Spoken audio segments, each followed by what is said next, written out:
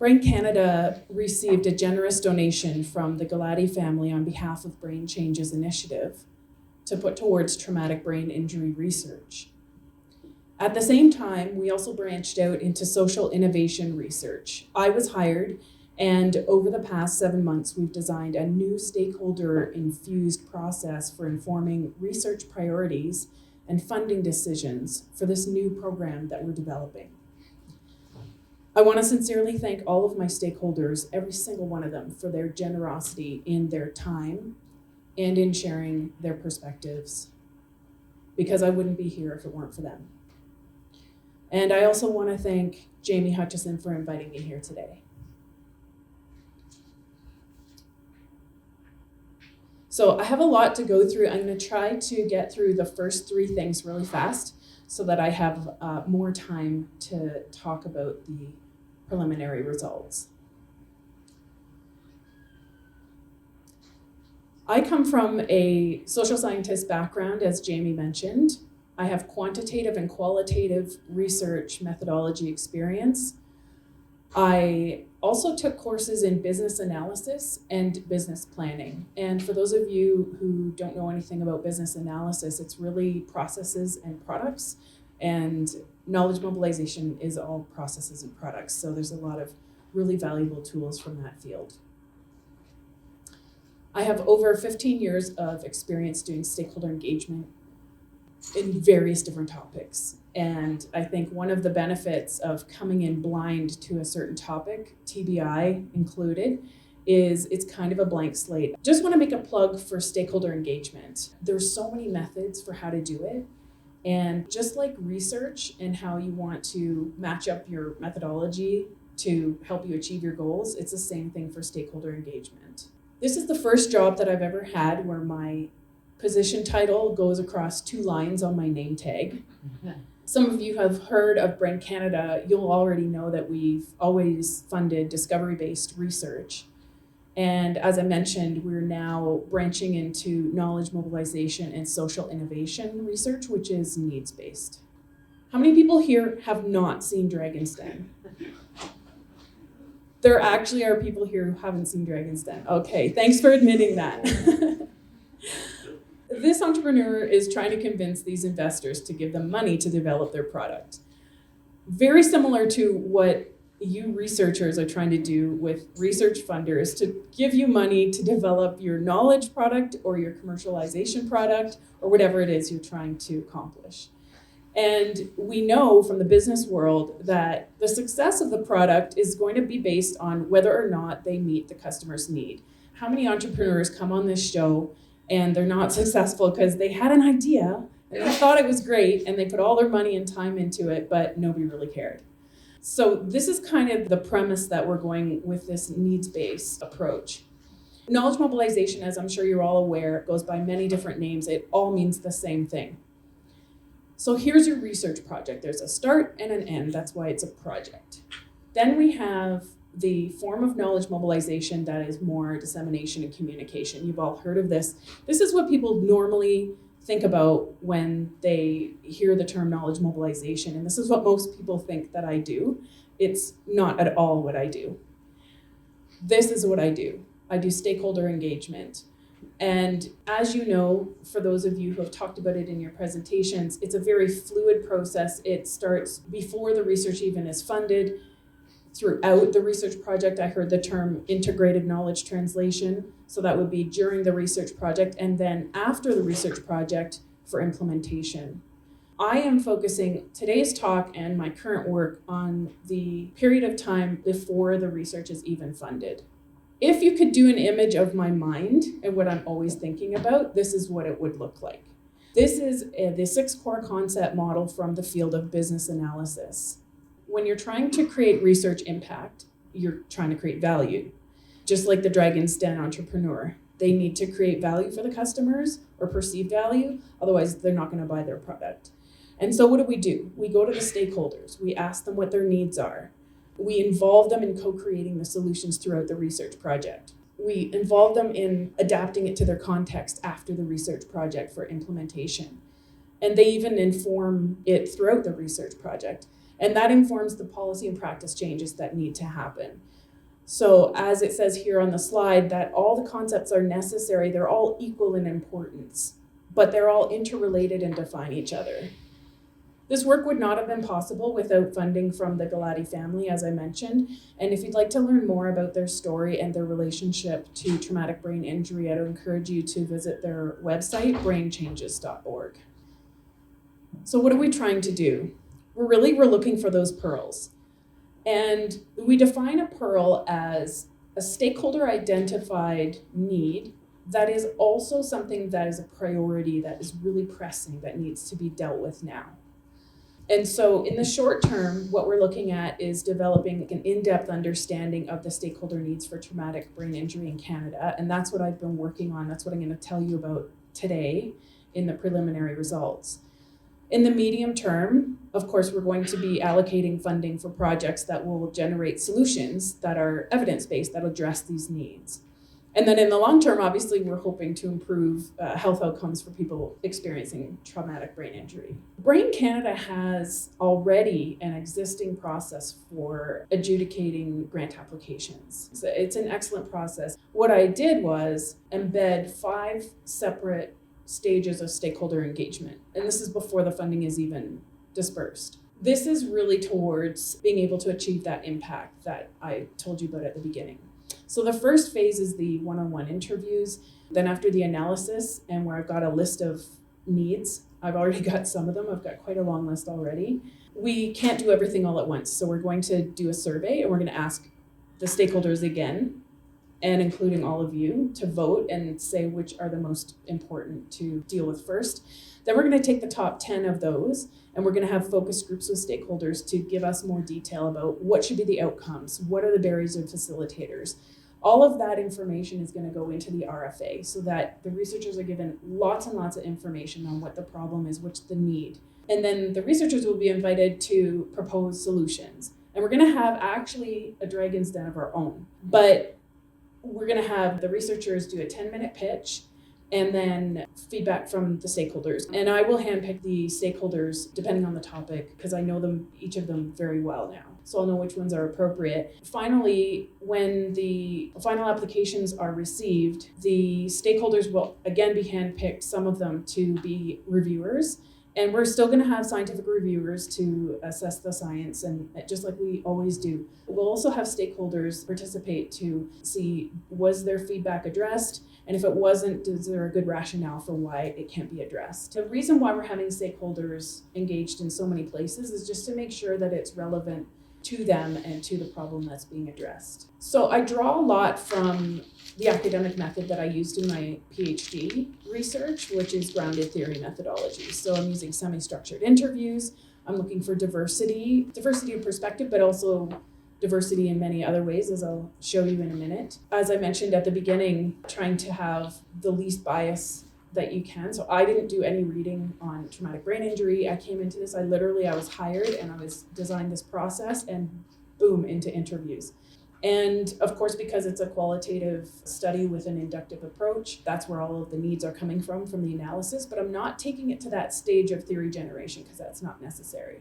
And grounded theory methodology also is supposed to provide practical recommendations. And so that's what's going to come out in the report when I'm done.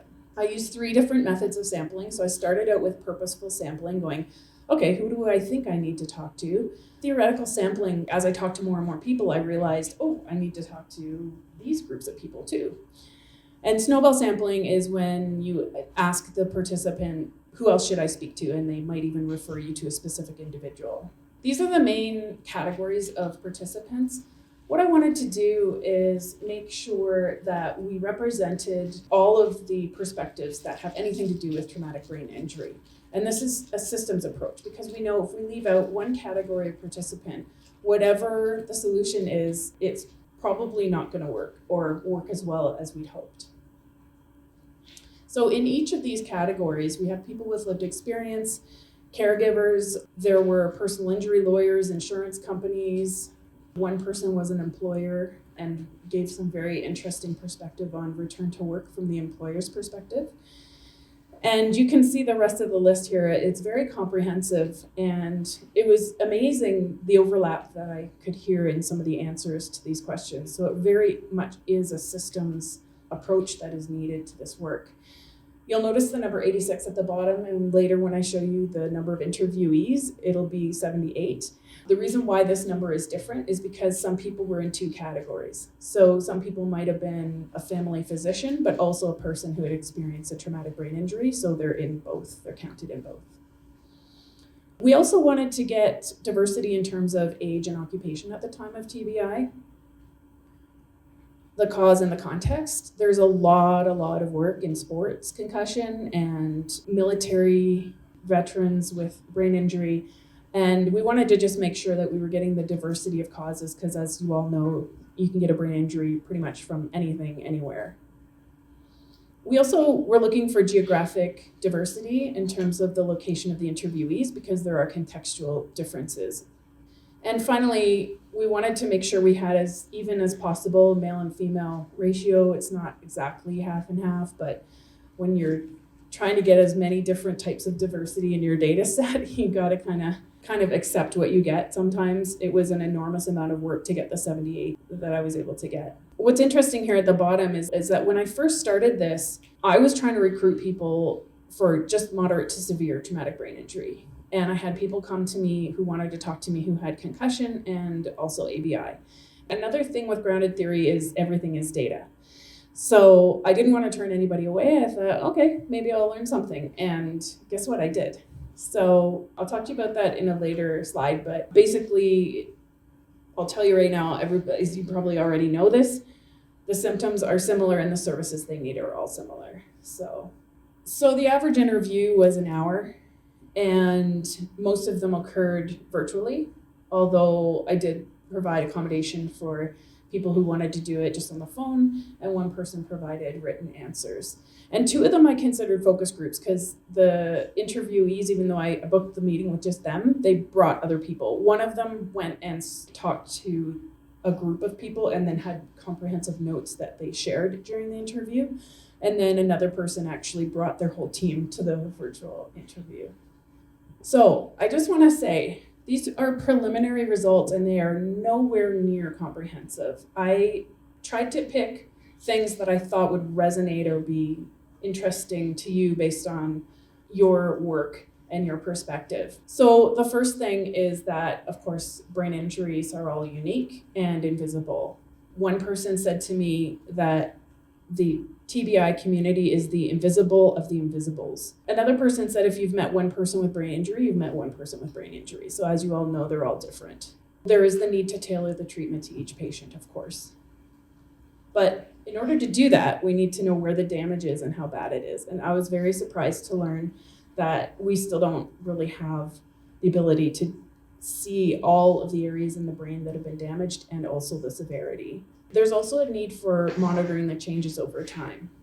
All of this contributes to being able to prognosticate. So most of the physicians that I interviewed were saying, families just want to know, how is my loved one going to do? Are they going to get better? And how long will it take? And we just don't have those answers right now. Another huge one was this notion of multidisciplinary care. So right now, people with a brain injury have to go all over the place for their different therapies and services that they need. It would be really, really helpful to them to have to only go to one place. But the other benefit of the same physical location would also be that it improves the communication among the different disciplines. And what that does is it can also help to inform the timing of the treatment. So, maybe they need to see a speech language therapist to get better at communication before they have a counseling appointment, because then they can communicate better with the counselor and they'll have a better experience and they'll have better outcomes from that experience. This one, I noticed that in the interviews, some people mentioned that sometimes their particular profession they felt wasn't viewed by their peers as equally valuable and credible. And so working together in the same location would bring that sort of appreciation for each other's work and the value. So I'm not the first person in the world to say that we have a siloed system. But what happens with traumatic brain injury is just so so tragic and a downward spiral of misery. So you get your brain injury. There's nobody to help you fill out your form. They're not accessible, despite accessibility legislation. These are people with severe, sometimes severe disabilities, and they can't fill out the forms. So they're not gonna get their services or financial aid. If they're lucky enough to fill out the forms, there are delays. So to use Ontario as an example, it takes about 14 to 16 months to get your financial assistance.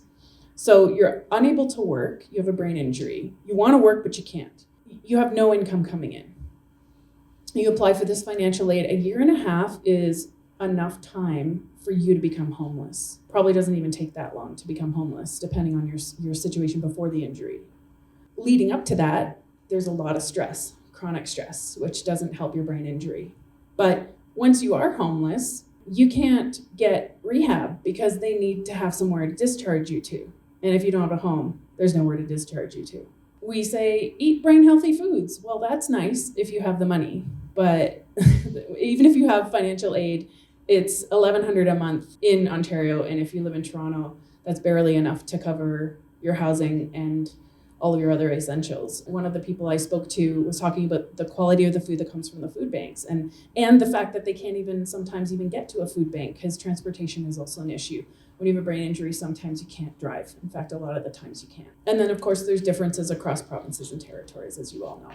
So there's a lot of inequities that negatively affect these patient outcomes. If you're lucky enough to get your brain injury in a circumstance where insurance can be used, such as in a motor vehicle or in your home where your home insurance could cover you, or even at work where your work insurance could kick in, you still have to fight for everything, which is a pain and very difficult for someone with a brain injury. But at least you have something, as opposed to someone who is out biking in the trails and has an accident and there's absolutely nothing for you. If you have lots of money, you can pay for private care. But if you don't have money, then you have to rely on what's available publicly, which is very little. And if there is something that you can qualify for, there's at least a 2-year wait time. So for all of you who know about brain injury and recovery, earlier is better, right? So waiting a long time to receive your rehab is really not the greatest for your outcomes. Every service provider I spoke with is very dedicated to their patients, and they're doing the very best that they can with the resources that they have. There just aren't enough people who are trained specifically to treating patients with traumatic brain injury. There's so many people with brain injury that need services, and there's just not enough people. And then finally, the inequities in terms of geography, where if you're located in a remote region, it's going to be a lot longer to transport you to the urban center, to the hospital where you can get your treatment that you need, as opposed to if you live in an urban center. And there's also more services available in urban centers. It's not all bad. There are some excellent tools out there, and it's just a matter of getting these things implemented and scaled across Canada. And I'm sure I'm only mentioning 3 here. I'm sure there's way more resources out there that are excellent that just a very small group of people knows about, and we just need to find those and scale them. Every single person with a brain injury talked about a dark period that they went through right after the injury. And they literally said mental health is huge for people with traumatic brain injury. So you go through a lot of changes, personality changes. Anger is a huge one. You lose the control of your emotions. Depression and anxiety, you may or may not be able to cope with this stuff. Self-confidence goes down because you can't do the stuff that you used to be able to do. And then, of course, there's cognitive and memory issues, and I'm sure you could all add more to this list, but this gives you an idea of the changes, which then requires the person to learn how to grieve their losses and accept them. All of these changes and things impact on relationships. Sometimes friends, family, even spouses don't like the new person and they leave their life. And it's unfortunate because then the person becomes isolated. So not only because of the mental health things and the relationships things do they get isolated, but as I mentioned before, a lot of times they can't drive. And if you don't have money to pay for an Uber or something, you're not going to really go anywhere. There are services that might take you to a medical appointment or whatever, but they'll pick you up maybe an hour before and then you have to sit there for a couple hours after or whatever. And a lot of times the brain injury associations have peer support groups, which are oftentimes the only socialization that they have, and they want to go, but they can't. So this impacts on isolation as well. So if there could be transportation to bring them efficiently to and from these things, that would really help their mental health. One person that I interviewed actually had survived a failed suicide attempt and had brain injury from that. And one of the things that this person wanted to make sure was noted down is the need for specific supports for people in that situation. So this is what I was kind of referring to earlier about the different categories. We really need to focus on services and not so much on the categories. So we have mild, moderate, severe TBI, and we've got ABI. If you're lucky enough to have a stroke or a brain tumor, there's foundations, there's resources and things for you.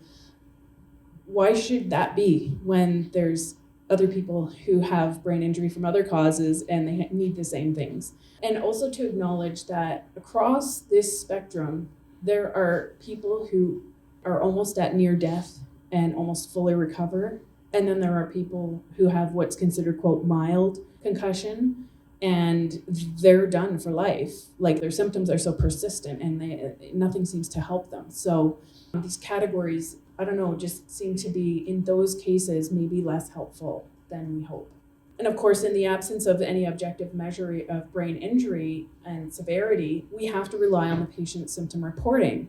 But with these categories, that means that we need to believe patients. So if someone has a mild concussion, but they have persistent symptoms, it's best to believe them rather than dismiss them and say, well, you should be recovered in 3 to 4 weeks because you have a mild TBI. So believing them increases trust in the service provision.